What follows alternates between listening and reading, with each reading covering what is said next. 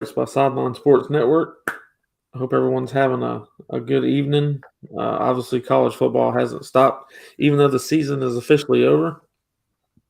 We've got not only Florida State making hires, but other schools firing and hiring coordinators and stuff to that nature. Um, I don't care too much about what Clemson does, but seeing how we play them, they did fire Streeter, which is their ex offensive coordinator, and they hired Garrett Riley, which is what's the other Riley's brother's name? Lincoln. Lincoln's younger brother. Was the offensive coordinator at TCU. Um, Now he is the offensive coordinator at Clemson. Um, don't really know how big of an upgrade it is. I think it's better than what they had with Streeter, but I don't know how impactful that's going to be for the first year of him being here and stuff to that nature. So we'll see how all that plays out. I think they like to run the ball a lot. So we'll see. Obviously, they feel like it was a better move than what they had. So all power to them. But as always, this episode is brought to you by Game Day Vodka. Game Day Vodka is an American vodka. It is made, distilled, and bottled in the United States. It's also sold in the United States. If you would like to purchase it off of their website, as long as you are 21 years or older, you can go to GameDayVodka.com. They also sell their own brandy. They also have their seltzers, which are nothing like regular seltzers. They have a number of different things that you can buy off of their website. And if you're not one of those people that like to order your alcohol offline or online, you can go to ABC Wine and Spirits, and they sell Game Day Vodka pretty much at all their locations. With that said, we're going to be having a conversation tonight about a way too early prediction for Florida State in the 2023 season, and we'll give you a couple more of the updates and things that we see coming for Florida State in the near future. But starting this off the right way, I'm going to give y'all a scenario that's kind of weird, but it is possible. And what I mean by that is Florida State could potentially play Clemson 3 times in 1 year. Now that the divisions are gone in the ACC, now we don't have divisions, but we are going to play Clemson every year regardless. We play ACC in the regular season. If both teams do what they're supposed to do, they could rematch up in the ACC title game. So let's say that Florida State beats Clemson in the regular season. We go to the ACC title, and Clemson wins that one. But we've only got one loss on the season now that we lost the ACC title. They've only got one loss to us. Well, there's 2 one-loss teams that have beaten everybody else that they were supposed to. Now it's very possible that we could play each other. We could be number 4 and they could be number 3 or whatever the numbers could land at. Or they could be number 1 and we could be number 4 and they have to play us or vice versa. So it's potential that you could play Clemson 3 times in 1 year. Is it likely? No, but it is possible. So just bringing that up because I think Clemson is the other team that's in the ACC that is the only other powerhouse, really, especially with what our schedule looks like for the 2023 season. And the coastal side being very weak, even though divisions are gone. I don't see anyone from the coastal side being at the top of that list over Florida State or Clemson. NC State is on the Atlantic side with us. I don't think that they'll beat us and Clemson. So I don't see them being in the ACC title game. I don't see anyone on the coastal side being able to muster up enough wins to be in the ACC title game as either. So I would agree that that NC is a dark horse, other than they have way too many pieces missing this year. They've lost so many 7-year seniors. Not saying that they won't be good, but they literally had more 7-year seniors than anyone else in the ACC, probably in college football, period. But we'll see how it plays out because I don't think anyone anticipated that Syracuse was going to be as good as they were last year. And they ended up going on a nice run before injuries caught up to them, and then we beat them, but they still were a decent team. So anybody could be good. So what we're going to talk about a little bit is with the hire of Patrick. Do you feel like yeah? Why was it? I'm bad about not. I'm either going to say his last name or his first name. I don't know why. But Pat Surtain is a DB's coach at Florida State now, and he might be also over the passing game at Florida State. Formerly being a head coach at um, American, whatever it's called, Heritage. American Heritage. He has plenty of knowledge on both sides of the ball, but he was obviously a DB throughout his career. And with Florida State hiring him with the amount of experience he has, not only being a player, but also being a very good high school coach, also being a defensive mind in the NFL, because he was an assistant defensive coach for the Miami Dolphins. You would think that it's going to turn a lot of the heads of DBs, cornerbacks, safeties, so the DBs in this country. So if all their heads are turning toward what Florida State's hire was just made, do we feel like the 24 class is probably going to bring that DBU back to Florida State? Because I personally do. There's so many DBs right now that's got us in their top schools. And that was before even knowing that Patrick was going to be the DB coach. So, James, my question is for you. First off, do you feel like, other than Clemson, that there is a team that Florida State needs to watch out for that could be a dark horse? And then the second part of the question is, what do you think hiring Patrick does for the recruiting in 2024? I think I guess, yeah, damn, I still get an echo. The key thing is trying to figure out how to get NC State, Clemson, get those guys under control. But I do believe that the ACC will be weaker this upcoming season than they have been in the past. Syracuse could be a team that I think will be better because they do return a lot, but it's hard. I'm not even gonna hold you. It's very hard to predict based upon what we saw last year and what they've lost. NC State lost a lot. Lost one of their top wide receivers in the portal today. Wake Forest, Sam Hartman's in Notre Dame, so we don't have to worry about Notre Dame next season.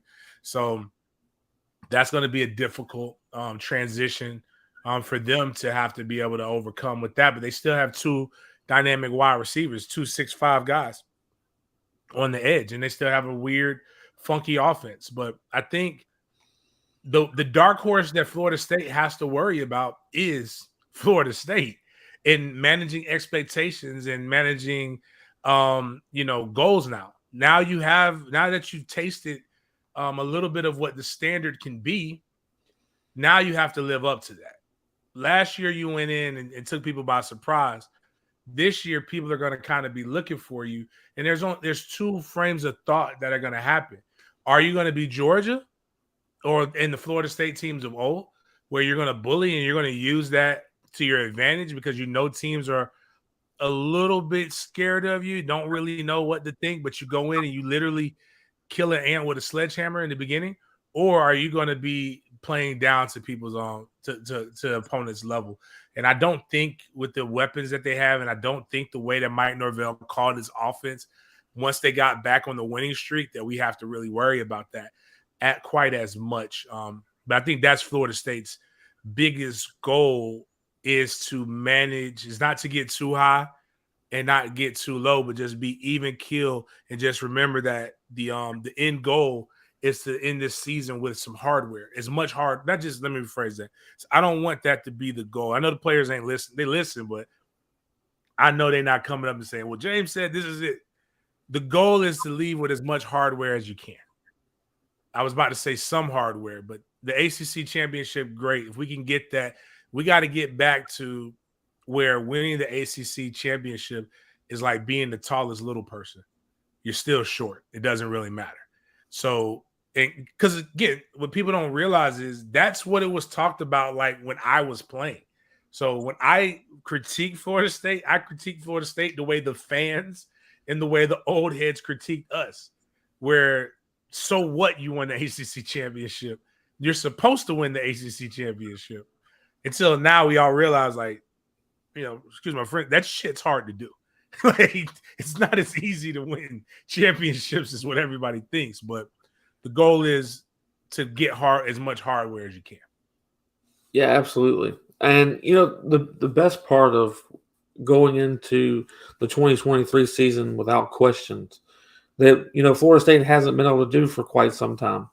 Like in the 2021 season, you brought in Mackenzie Milton, so you wondered if J-Trav was going to be your starter or not. And they had a battle back and forth because Mackenzie Milton was able to play. And then in the 2022 season, you had questions at wide receiver, or how are these transfers going to pan out?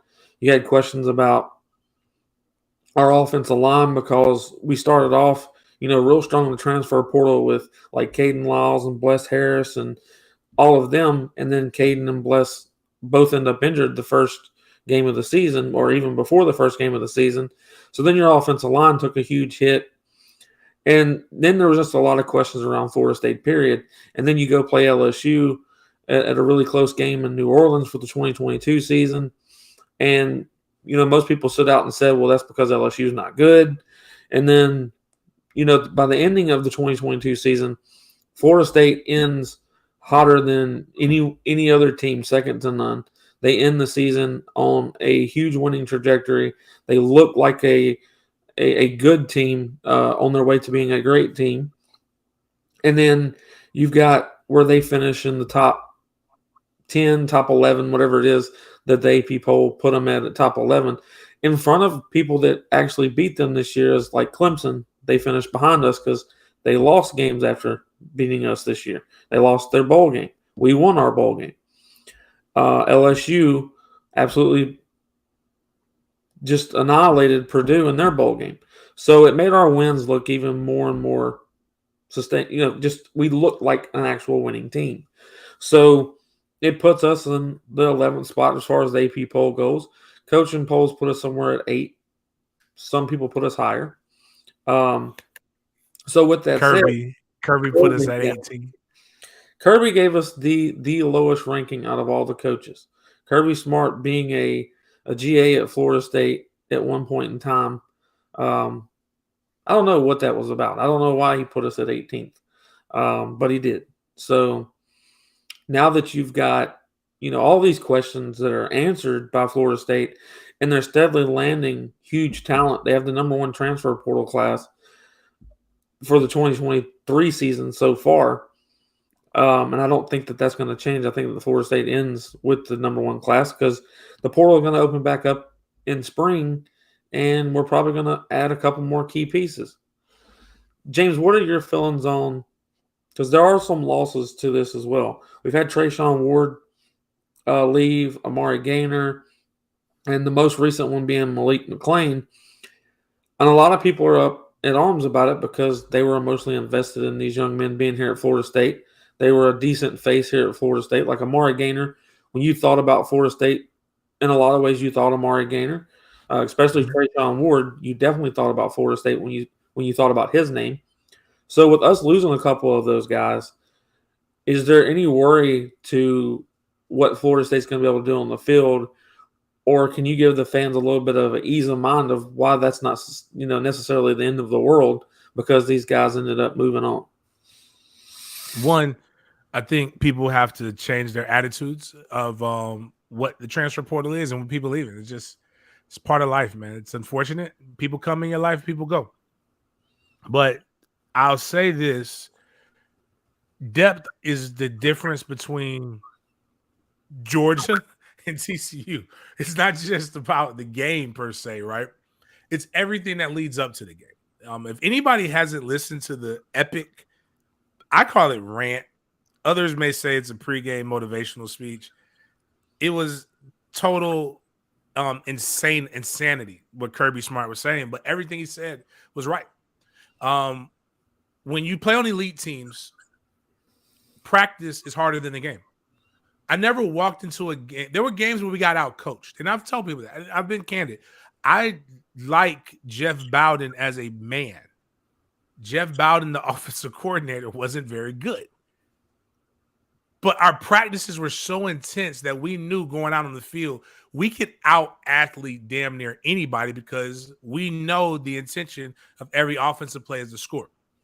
We also know we went up against Broderick Bunkley, first-round pick, Cameron Wembley, first-round pick, Ernie Sims, first-round pick, Antonio Cromartie, first-round pick, Travis Johnson, first-round pick, Pat Watkins, fifth-round pick. What's my guy's name from Lake City? JC Jerome Carter, second round pick. Leroy Smith got picked up. You got all these guys that you were going up against that were ones and twos in practice, and still guys who were still elite. It just didn't work out for them in the NFL that you were literally beating your skull against every week. So when you go up against some other, which is like, again, if I were to see the linebacker at TCU, the white guy, no offense to him, I'd have been like, God, I'm so happy to go up against somebody different.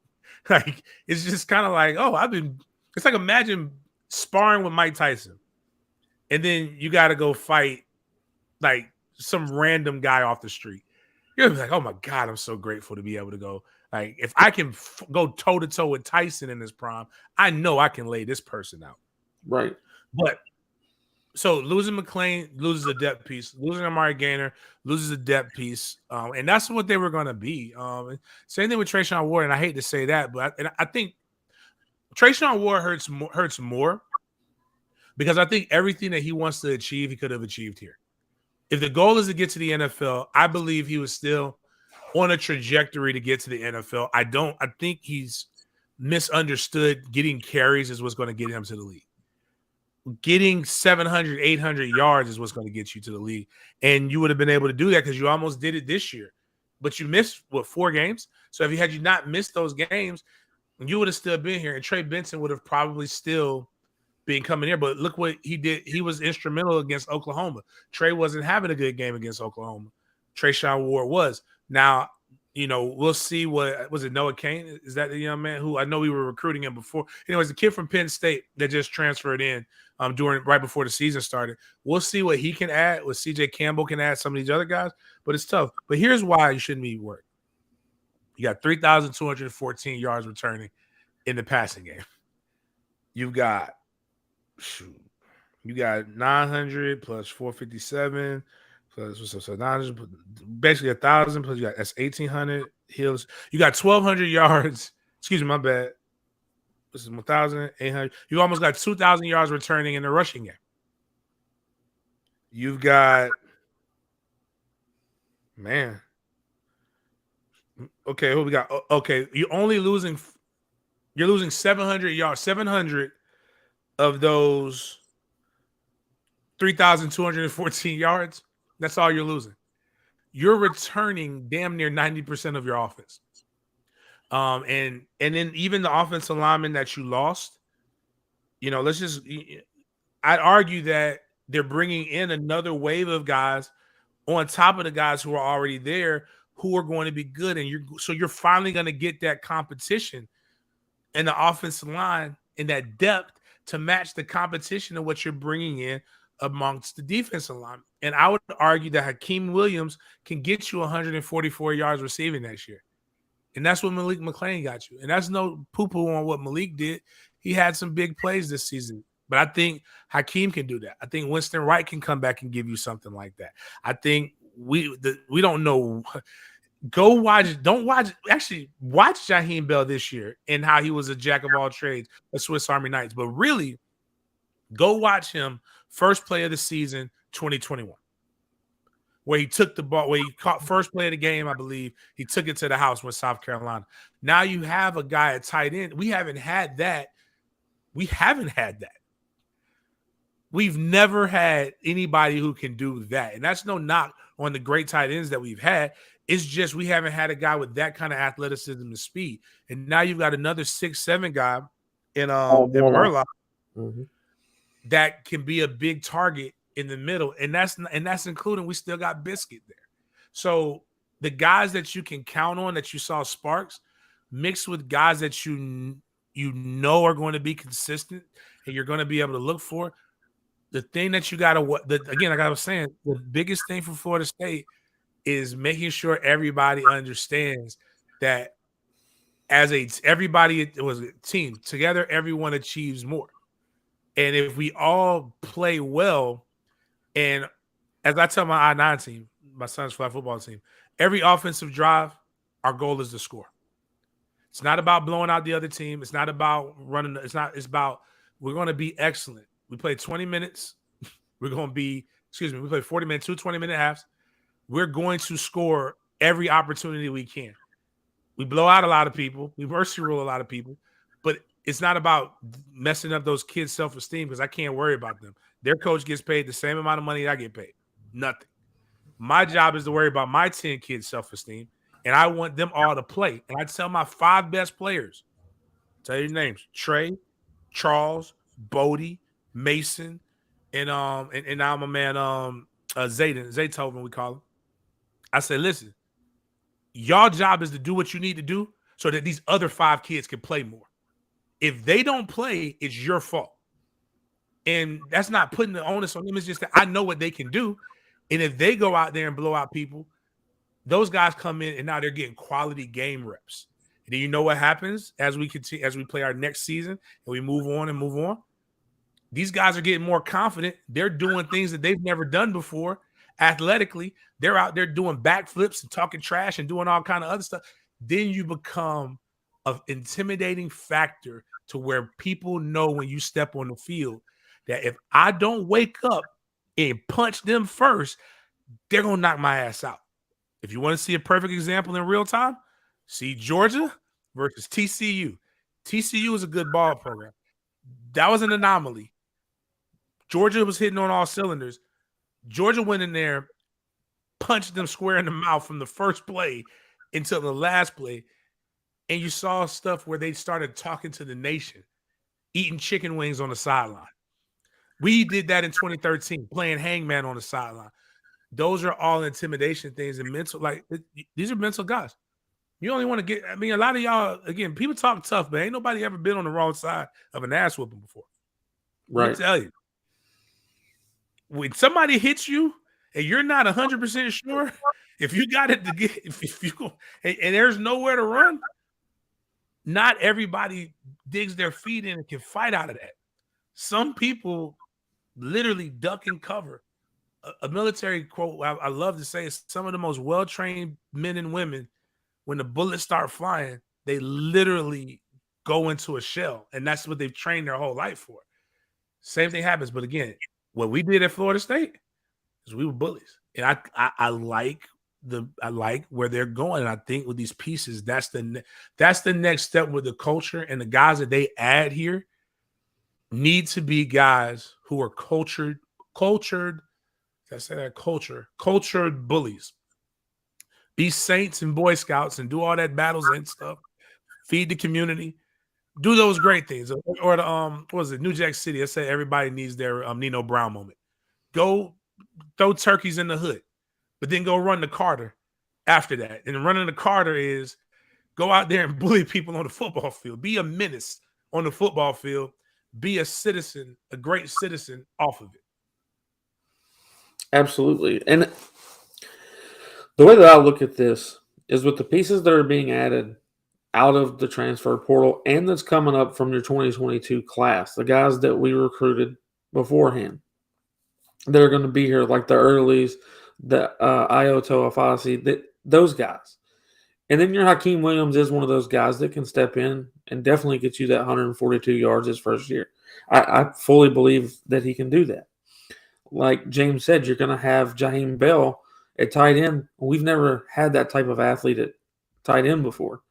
We've also never had a 6'7", not to my knowledge, a 6'7" tight end in Kyle Morlock. You see how big of a bully Johnny Wilson is at being at 6'7". Well, now you've got a tight end that's at 6'7" that's going to be probably even more of a bully because he has more to prove. He's coming out of a smaller school. He's being able to prove himself on a big stage. And Florida State's going to be on a huge stage this year, starting right off the bat with LSU and Orlando, which we're going to have a huge tailgate for. But Your home games this year coming up in 2023, not one of them scare me. Not one. The away games, there are some games that if we don't play our A game, we could potentially lose. But this show is supposed to be about predicting what the 2023 season looks like, and we're doing it way too early. But we'll probably come up with more predictions later on. But these are ones that I will say will not change. We have Southern Miss that comes to Florida State. We have North Alabama that comes to Florida State. We have Miami that comes to Florida State. Syracuse that comes to Florida State. Duke and Virginia Tech that come to Florida State this year. Y'all seen what Virginia Tech was last year. I count that as a win. You saw what Duke was. They have done a great job. I still don't think that they're going to be up to the caliber that Florida State is, but it's not a team that you can sleep on. If I was to say there's a home game that you could potentially lose, Duke's is honestly the one I would pick just because of what they were able to do this year with a first-year head coach. But I still think we beat them. I'm just saying that's not one you can sleep on. Syracuse is coming here, and they're going to be without a lot of guys that they had. Their dynamic running back in Tucker, he's gone. I think their quarterback's also gone, if I'm not mistaken. Regardless, they're losing a lot of people. I think you win that game against Syracuse. Miami, I'm never going to say we're going to lose to Miami. And Miami, I think, takes a step back this year where people think they're going to be better. I think they're going to be worse. And I think we beat Miami damn near as bad as we did this year, especially with it being at home. We're going to have a lot to say and a lot to prove. Then you've got North Alabama and Southern Miss that are coming to your house. Those two games are supposed to be a slaughter. But you do know that if we take these FCS schools or smaller schools the wrong way, we can lose. We can't play any game in the 2023 season like it's not LSU or Clemson. We have to play every one of them like we're playing that team. So you know what made me really appreciate and when I knew things were a little bit different is the Duquesne game, believe it or not. Yep. Is when we had, was it damn near 800 yards, something crazy. 800 might be a reach, but it was something crazy where almost every running back had over 100 yards. Like it was like never had happened before. But when I saw that and just the utter dominance, no matter if they're sisters of the poor or not, it's hard to be perfect. Like even in practice, it's hard to on air. It's hard to be perfect. If they take that mentality to every game, I think that they'll do it. What better way to put make people watch the entire game? Like score points every drive. Make them have to account for everybody. We're not good enough to pull back yet. Yeah. And I agree with that. I think Florida State's got to show that savage ability this year. This is where you gain all of that momentum back and that bully style back. Now in 2024, you're going to lose a lot of pieces, but you should be regaining, basically reloading in 2024 to the fact that you should still be a bully program in the year of 2024. But in 2023, you're going to have to play every snap and every game like it's your last. And I think that Florida State's going to do so. I think they're going to be coached extremely hard. I think that they're going to play extremely hard for every down that they get in the 2023 season. A lot of people are saying that, Adam. Adam made a comment on YouTube down here at the bottom. He said, I think LSU and the opener is a 50-50 game. We should be favored in every other game. I will tell you that we will probably be favored in the LSU game due to the fact that we beat them last year. We have more returning than they do. We have 85% of our offense returning. They've got like 60%, I think. So they're going to favor us in that game unless something crazy happens. So what I will say is LSU and Clemson, in my opinion, your two regular season games, those are your two most competitive ones. Those are the two that you're going to have to really play up to your A game and basically put an end to it. LSU is not the team that, not this year, that you do what you did to them last year, where you allowed them to basically come back in that game and it only be an extra point that stops them from tying it to go to overtime. You can't give them those chances this year coming up that you did last year. So we have to play a much cleaner game and less mistakes, and not get cute in the red zone and pitch the ball, fumble the ball on the 1 yard line, stuff to that nature. Now that they know they've got a fullback that they can just hand the damn football off to on the 1 yard line, now we shouldn't be seeing any of that pitching shit. So I think the two games that you worry about the most are Clemson and LSU, and both of those games are very winnable. I think Clemson's quarterback in Klubnik is a good one. I think that you saw with Tennessee in the bowl game against them this year that if you put a little bit of pressure on him, he becomes an average quarterback, and that's due to his experience. But if you give him enough time in the pocket, that kid will pick you apart. So we have to get pressure on Klubnik when we play Clemson, and we're playing at Clemson. So there's things that are against us versus Clemson, but I think that it's a very winnable game. And I hope we win that game because I've got a lot of bets on that game already. Everybody's like, "Damn, it's 9 months out." And yes, I have already got plenty of bets on that game. Um, and I am a lot like James. I don't bet small money, but I've got a lot of Clemson fans that talk a lot of smack to me. So I put my money where my mouth is when it comes to playing Clemson. James, a question that a lot of people are wanting, for us to kind of open our minds on to see if we think it's going to change at all. But the offensive playbook next year for this season coming up in 2023, do we think we see a lot of what we just saw in 2022, or because of the weapons that we're adding, we see an even more courageous playbook with what Florida State's doing? I think you see a more wide open playbook. I think you see more resembling what you saw in Memphis, but with better pieces, better ingredients. Because you've got Jaheim Bell, who man, forgive me the names. The running back for the Redskins, Jaheim Bell is more built like him. He's a 6'3", 220-pound guy, probably maybe between, don't quote me, between 220 and 240, somewhere between those numbers. Very explosive. Can play running back, but again, he's our H back. Being able to do that, you can put out 21 personnel, you put out 22 personnel, you can put out 32 personnel. You can put out so many different personnel groupings, and you can literally, like a defense has to game plan for that. Most teams don't have 3 tight ends. Most people don't have 2 tight ends that can legitimately do stuff. Most teams don't have 2 legitimate running backs. Because again, I always just like to imagine as a guy. I like to imagine. So let's say here you have Jaheim Bell, and you have him at, let's just say a wing. So your H, you got him off the line. You've got Murlock or Biscuit right there at your other tight end spot. So that's 2 skill guys. You got big 6'7" Johnny Wilson out there. Got Trey Benson here, but let's go ahead and let's get crazy out here. Let's put Trey Benson here and Lawrence Toafili, who can also play slot and is gifted. You put them on the field, motion them to wherever you want them to go to, and the defense has to adjust. As a defense, do you put extra linebackers out there on that, or do you put extra corners out there for that? And if that's the case and that's what you're doing, then we run RPO. We run with basically with Trey Benson, who you're going to have to respect because of how big he is and how hard he runs. You got to respect the legs of Jordan Travis. You have to respect the speed and the athleticism of Lawrence Toafili. You have to respect the size of Johnny Wilson. You've got to respect the speed and the athleticism of Jaheim Bell. There's a lot of things that you have to go through, and there's rules.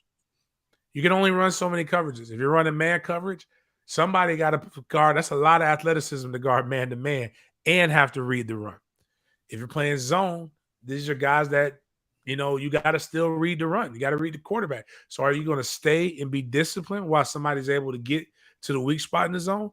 These are things that you're now able to manipulate. And bigger than that, defenses know who the guys are now. So, like, one of my favorite cartoons, Boondocks, there was an episode where the guy talked about something. There's known knowns, then there's unknown knowns, and then there's unknown unknowns, things that you don't know that you don't know. So the known knowns, Jordan Travis, Trey Benson, Johnny Wilson. The unknown knowns, Jaheim Bell in the system. We'll go ahead and say Lawrence Toafili because he's not Trey Benson. We know he's good, but we don't know how good. And Murlock. Okay. The unknown unknowns is what this whole 2022 season was. So imagine our known knowns and a whole bunch of unknown unknowns coming on board. As a defensive coordinator, you have to say, I'm not going to let Johnny Wilson get 200 yards receiving on me. And what happens is that's the perfect opportunity for Portier, a Hakeem, a Pittman, a Winston Wright. I'm sorry, I'm missing some of these names of the other wide receiver, but we have a loaded wide receiver room. Pookie's gone. What's Megamond's name? Number 0. The kid from Ja'Kai Douglas. Which good night. Ja'Kai Douglas is a stretcher too. He's a guy. I say all of this to say it's finally fun to like pick and choose what pieces you can do and imagine. James, I'm gonna throw this super chat up there real quick. Michael Davis said, let's see what his comment was. Michael Davis said, name our last lefty QB, not naming Hornibrook. Our last lefty QB, not naming Hornibrook. Well, Jimbo didn't like left-handed quarterbacks, so we didn't I know have we one didn't have entire, him. yeah, we didn't have one that entire era. Um, We also didn't have one under Willie Taggart, so it was Bobby's error. I think Wyatt was a righty. Would it have been Emmanuel and Ponder both were would it be PT? When we did do it with Jimmy Jordan, PT was one of them. I think was left-handed when we had the two quarterbacks. Francois was a righty. Michael Davis said we did have one under Jimbo. It wasn't Drew Weatherford. He was right-handed. No, Drew was right-handed. All right, Michael, we give up. Who is it? That is a very good one. Xavier Lee was right-handed. Zay Lee was Zay was right-handed. Zay Lee is so fun. Zay Lee's hands are huge. Brad Johnson was He's the only person I've ever seen. Like you know how everybody holds the football with the laces? Yeah. He throws it with his backhand on the laces. Like that's how big his hand was and how strong his grip was. Is that he could palm it and then let it fly like that. It was crazy. Will Secord?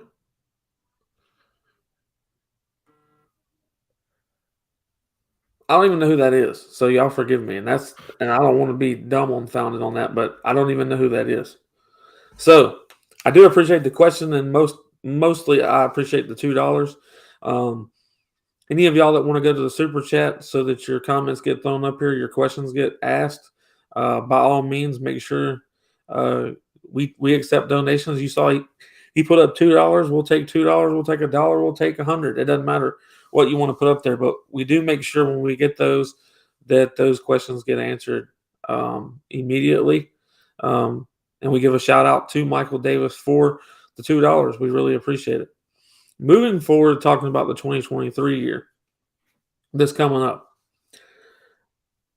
I think that you're going to see, like I've told a lot of people this, on defensive line, this is probably one of your best defensive line rooms, especially D tackle rooms, that Florida State's seen since probably 2013, 2014. The reason that I say this is because a lot of people don't know about Ayo Toafasi. A lot of people don't understand what this Fisk guy brings in depth at Florida State that was added in the portal. Then you bring Fabian Lovett back. Then you've got Darrell Jackson that's coming over from Miami that is, in fact, enrolled at Florida State and will be a Seminole for the 2023 year. And then you've got Malcolm Ray. You've got other guys that are pieces that it makes this defensive tackle room very good. Very, very good. I'm only making them second to the running back room. Even though we lost Trayshawn Ward, our running back room is probably still by far the best talent that we have on this team because of Trey Benson, because of the kid that came over from Penn State, because of Lawrence Toa-Philly, because of C.J. Campbell. And then you throw in our 2022 guy, and y'all saw how possessed he ran in Rodney Hill. Those 5 backs right there alone are very, very nice, and they can do a lot of damage to any offense or defense that's out there. So, this kid from Fleming Island, man. yeah, exactly. And this kid is nice, man. Someone asked this question earlier, and I didn't get to it. Jaheim Singletary entered the transfer portal. I don't know if he's officially in, but he did announce that he was entering the transfer portal from Georgia. He was down between us and Georgia before he committed to Georgia. They say that his girlfriend's at FAMU, so everybody's wondering, do we go after Jaheim Singletary in the transfer portal, being that we wanted him really bad in the 2022 class, and also being that he really is that high. I don't know if he was rated a 5-star or a 4-star, but he's rated very highly. And at one point, he was a 5-star. He's a talented slim from out of Jacksonville. What's it called? Riverside High School. Very talented corner. Was committed to Ohio State. He was never coming here. Like it was excuse me. It's kind of like the Jaguars had this. It was always the Jaguars. It was always Georgia when he decommitted, but he did get a liking. And what happened was the Travis Hunter situation too. They were kind of talking about playing with each other, and that's kind of where a lot of that came from. And we did have a snowball's chance, but it was there, and they did develop the rapport. You know, the kid, he's not a bad kid. No character stuff from what I understand. But there was no, like, he was competing. He didn't get asked to leave. I know that.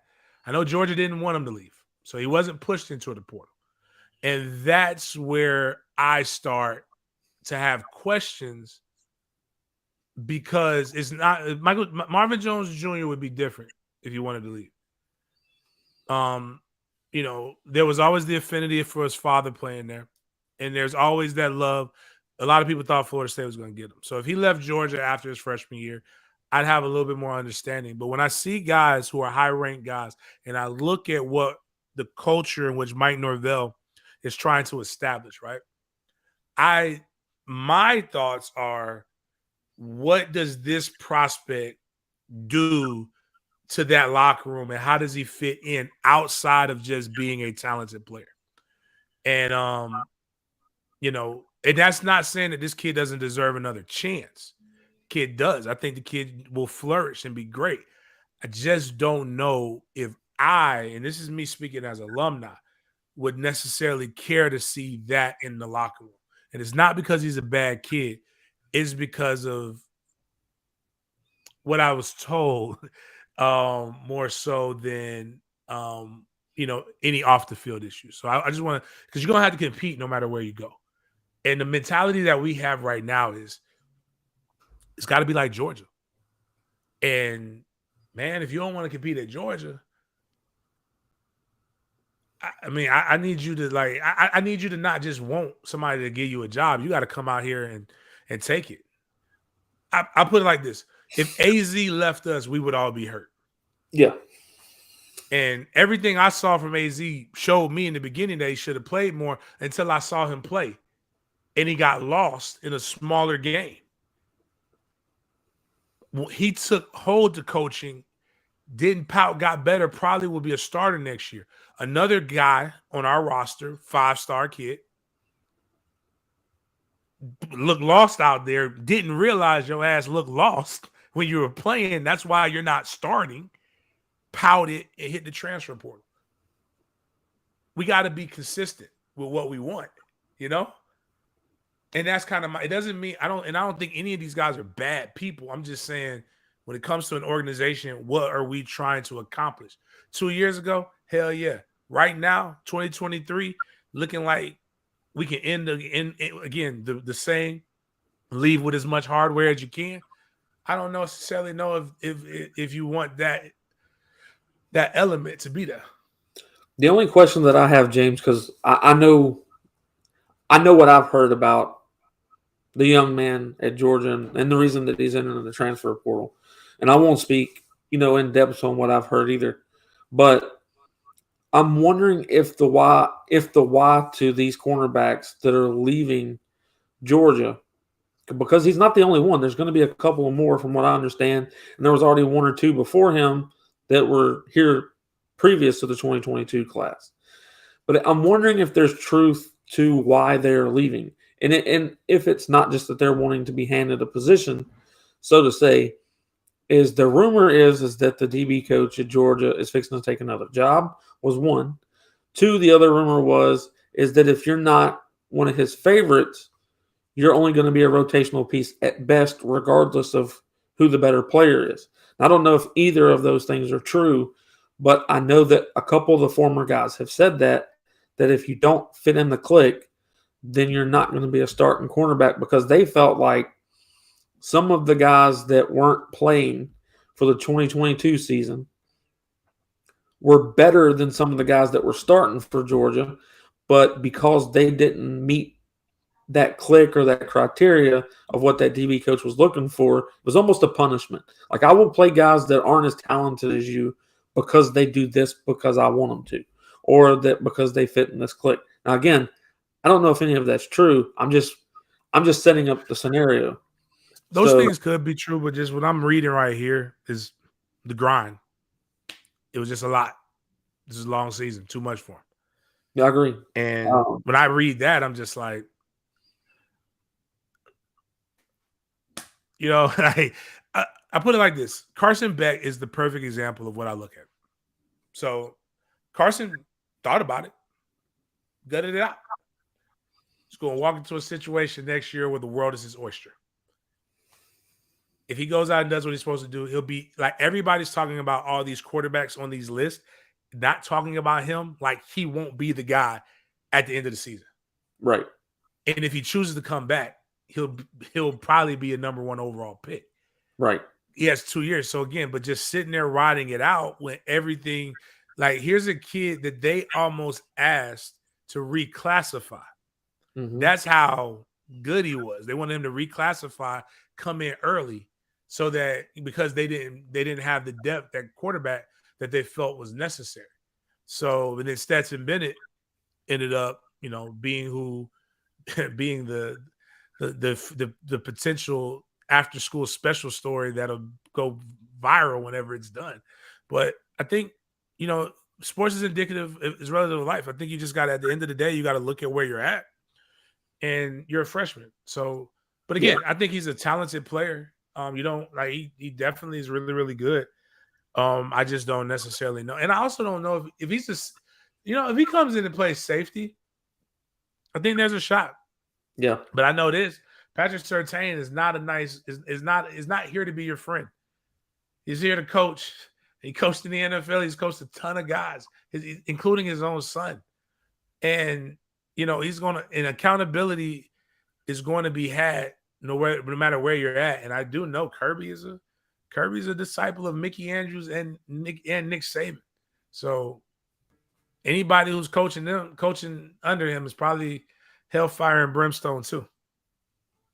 And then you got to think that Florida State's also brought in someone like Cypress, which was the number 2 overall DB in the class because of Travis Hunter entering as well. So it made him number 2. But all in all, he was technically the number 1 guy in the DB room, so to speak, that hit the transfer portal. You're bringing in someone like Cypress from Virginia. You've got Ronaldo Green that's coming back. You've got a couple of guys that are coming back that you don't necessarily – I don't know that Singletary is going to come in and take a starting position from one of them. So he would possibly still be only a rotational piece if he does come here. It's not that he's just going to take the starting position because he is talented and he's a 5-star. So and that's the point. No matter where you go, you're going to have to buy in and work and grind wherever you go. And Florida State is not just some place where, like you said, Cypress didn't come here to sit the bench. You still got you still got your guys that are looking. You got AZ. You've got Noles. You got Greedy. You've got I'm gonna think number 8 is number that's his number, right? Green. You've got like 5 or 6 guys, some of which had great years, some of it Sevens back, Sevens back, Jerry Jones. You got guys who didn't play well that are looking to get back in good graces. So they're hungry, they're scrappy. That's why I say you have to watch what you bring into the locker room. And if they check him out and his attitude is great, I hope he's a Nole and does great. It becomes the same thing with Daryl Jackson. But I said this on my show with Daryl Jackson. It's no knock on Daryl Jackson, but either be in or be out at a certain point. And I'm not. You got to do what's best for you and your family, but don't lash out at the fans and for telling you like, hey, if anything, the minute you have me guarding the wheel route, you don't care about my well-being or my safety. So I don't need to be on this roster anyway. But, that's kind of just what you got to tell these young men. You got to either we fight or we not fight. And Kiki did bring up a good point in the chat as well. And it's still a question with an answer in a way. Are we going after James Singletary, who has a great relationship with Ratliff? Does have a great relationship with Ratliff. So, it just depends on, like what James is saying. When you're looking on the outside in, it depends on why Singletary is leaving Georgia. Is he leaving Georgia because he feels like he should be a starter because he's one of the most talented, but he doesn't want to outwork someone, or he doesn't want to do what the coach is asking him to do? It is a huge dependence on what it is that he's leaving the school for. Is he going to come to Florida State and is he going to battle to get that starting position? Because if he's coming here expecting, here's your starting position, you don't have to beat anyone out. Because, guys, I'm going to tell you, I'm not saying he does. I don't know the young man, so I'm not going to speak on him. But there are talented players that believe that because of their talent, they should come in and be a starter, regardless of who else is there. There are a lot of them that believe that. So I'm not saying he does, but you don't want to bring that type of culture into the culture that Norvell has built. You don't want to bring in that I'm entitlement to the culture that you have to work for everything here at Florida State. And again, I'm not saying that Singletary is that. I'm just saying you have to look at every possible avenue of why the young man's leaving Georgia in the first place. I personally think it's crazy for any player to leave a 2-time national champion back-to-back.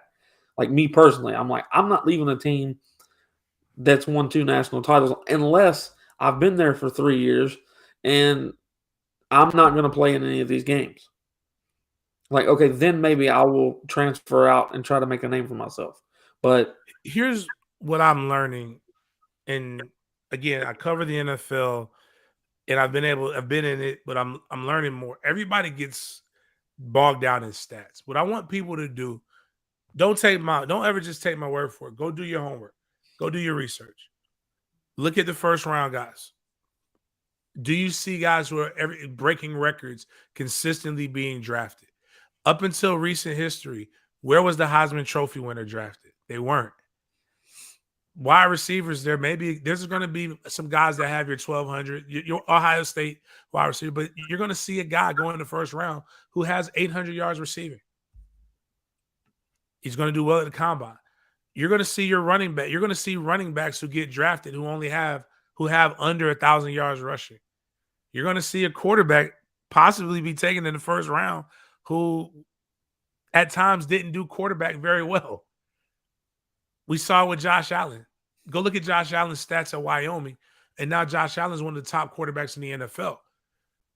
If you have the skill set, they're going to draft you because of the skill set that you have and the plays that you made, and they understand what the system is. Trayvon Walker was the number 1 overall draft pick. He had 4 sacks his senior year. He was drafted as a pass rusher, and he doesn't do that very well, but he was still drafted first overall pick over Aiden Hutchinson, who had a ton of sacks, over Jermaine Johnson, who, while the sacks got him drafted higher than what he was at Georgia, still, what I'm saying is you can be the guy and stand out. Georgia had all these guys drafted. A whole bunch of people came back, and guess what? They're going to have a whole bunch of guys drafted off their defense again. kind of just is what it is, man. Yep. If you're certain schools will always be pipelines. Yep. Well, we've got about 5 minutes left here, James. I'm gonna let everybody catch where they can follow you at, and then I'm gonna finish this up, and we'll go at it again come Monday. All right. At Big Game James _36. Check out at Big Games BS. Please go follow Den Media Group on YouTube. Trying to get to 2,000 subs.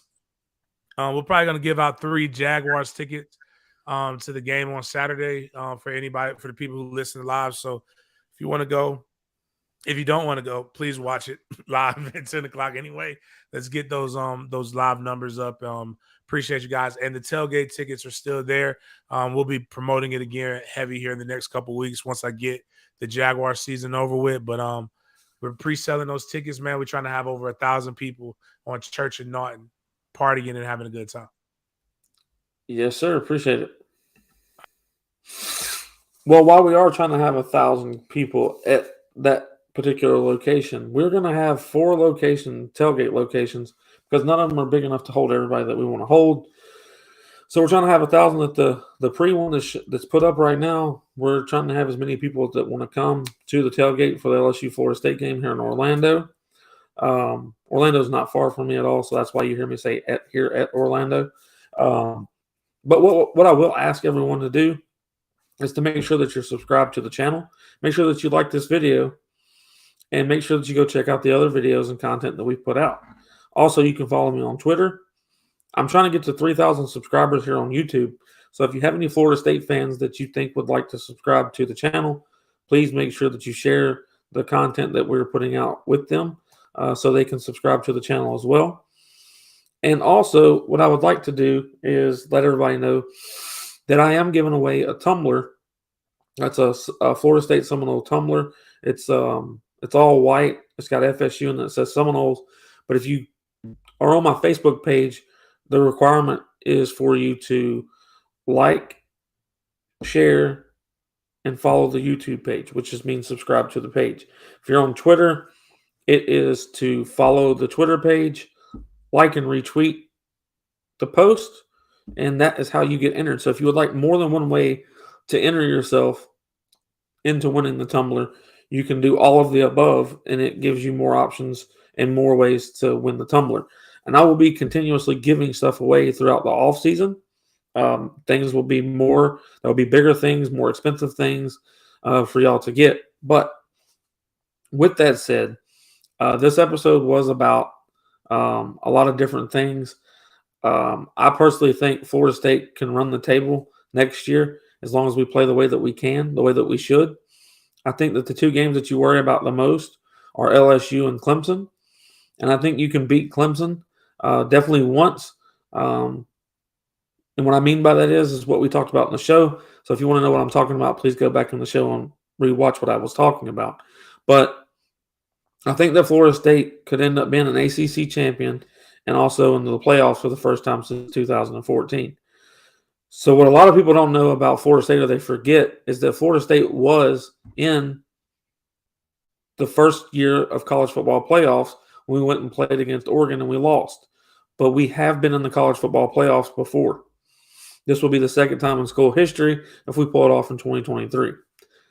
And my hopes and thoughts are as we will. So I do appreciate everybody that supports Spirit Addicts. I appreciate everybody that supports all the content that we put out. I appreciate y'all supporting the Seminoles as well. Y'all have a good night. And as always,